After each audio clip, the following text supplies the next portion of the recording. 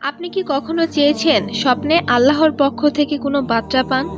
ঘুমানোর আগে এমন 3টি কাজ রয়েছে যেগুলো করলে আল্লাহর রহমতে আপনি পেতে পারেন শান্তিময় ঘুম, ভালো স্বপ্ন, এমনকি অলৌকিক অভিজ্ঞতা।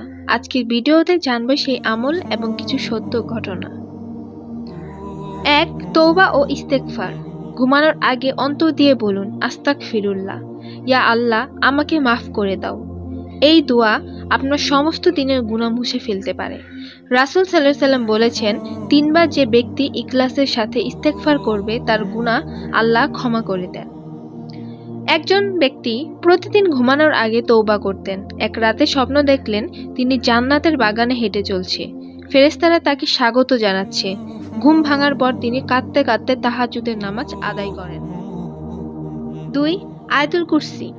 ঘুমানোর আগে আয়াতুল কুরসি পড়লে এক ফেরেশতা নিয়োজিত হয়, শয়তান ঘেঁষতে পারে না। এক মহিলা প্রতিদিন ঘুমানোর আগে আয়াতুল কুরসি পড়তেন। এক রাতে তার বাসায় চোর ঢুকেছিল, কিন্তু অদৃশ্য এক কিছু ধাক্কায় চোর অজ্ঞান হয়ে পড়ে। পরে জানা যায় ওই সময় সে আয়াতুল কুরসি পড়ে ঘুমিয়েছিলেন। 3. কুল, ইখলাস, ফালাক, নাস।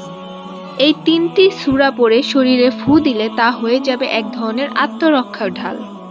এক যুবক স্বপ্নে দেখলেন এক ভয়ঙ্কর অন্ধকার তাকে গ্রাস করতে যাচ্ছে। তিনি তখন স্বপ্নেই সূরা ফালাক ও নাস পড়তে থাকেন। মুহূর্তেই অন্ধকার ছিন্ন হয়ে যায় এবং আলোয় ভরে যায় পরিবেশ।